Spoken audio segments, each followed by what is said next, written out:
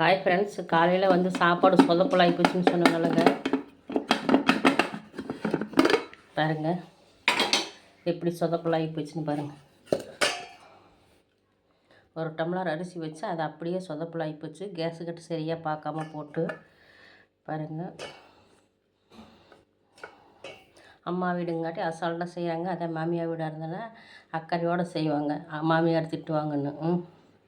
பொம்பளை பிள்ளைங்களுக்கு கைக்குள்ளே போக மாட்டேங்குது.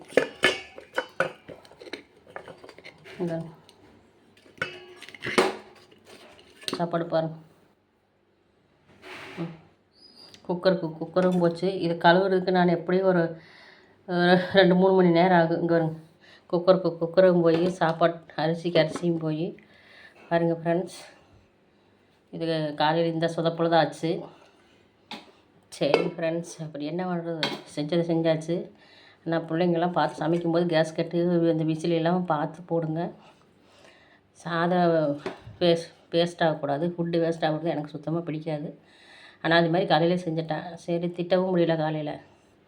சரி போயிட்டு போகுது அப்படின்ட்டு பாருங்கள், ஒரு ஆளுக்கு மேலே சாதம் வேஸ்ட்டாக போச்சு. ஓகே ஃப்ரெண்ட்ஸ், இதை நம்ம க்ளீன் பண்ணி தான் அடுத்த வேலை சமைக்கணும்.